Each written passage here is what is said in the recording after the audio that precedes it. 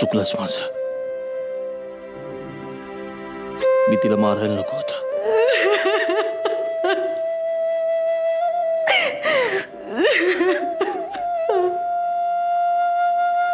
पण मी तरी काय करू? माझा ताबाच राहिला नाही माझ्यावर. आई, असं का केलंस तू? तुला चांगलंच माहितीये मला आर्या आवडते, आणि मलाच नाही ती तुला सुद्धा आवडत होती. लग्नाची मागणी घालायला तूच गेली होतीस. रोहन, भूतकाळ पुन्हा पुन्हा उगाळू नकोस. त्याच्या परिणामांकडे बघून ठरतात. ते कसले परिणाम? आर्या आता परत आली ना व्यवस्थित, धडधाकट झालं तर मग. मूर्खपणा करू नकोस रोहन. अरे ती आता टीव्हीवर काय बोलली ते ऐकलं नाहीस का तू? उद्या याच्यातून पुन्हा काही नवी भानगड निर्माण झाली तर कोण निसरणार आहे ते?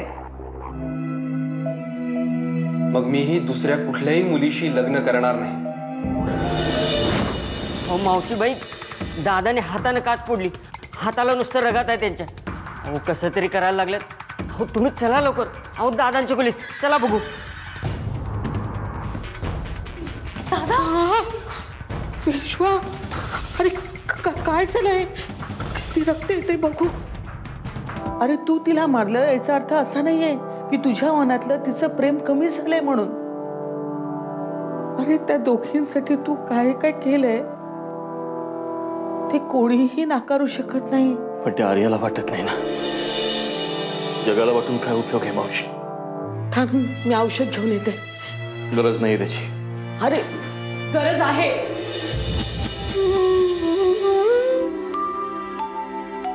दादा बस. दादा बस. दादा हात दे.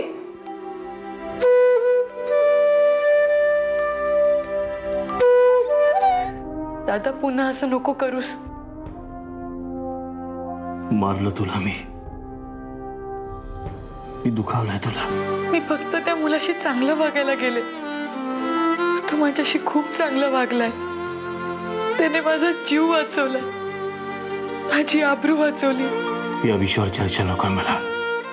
ठीक आहे, तो मुलगा तुझ्याशी बरं वागला, मला आनंदच आहे. पण मी नाही विसरू शकत की शेवटी तो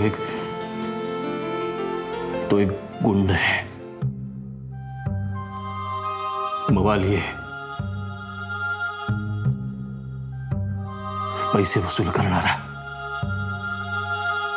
थोड्याशा पैशांसाठी लोकांची वाटेल ती कामं करणारा. आणि तुला पळवून नेऊन त्यांनी हे सिद्ध केले. आर्या, तुझं दोन्हीकडून मरणच आहे. ठीक आहे, मी आजच निघते मग. अगं आजच? आता काय बोलायचं? मी मनीषला सांगते तुला सोडून यायला. हे बघ मैथिली, कालच एवढं सगळं घडलं ना, त्यानंतर आम्ही तिथे जाणं बरं दिसत नाहीये. एक मिनिट, काय ग, तू मगाशी काय म्हणाली होतीस? त्या घरी जायला हवं? त्या अगं तुला आता त्या सगळ्यांना आपलंसं करून घ्यायला हवं. आता तेच तुझं घर आहे. तू जर आपल्याच घराला ते घर म्हणशील तर ते घर तुझं कधी होणार?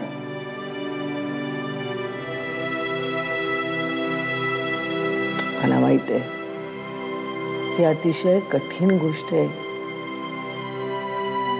पण एक गोष्ट सांगू,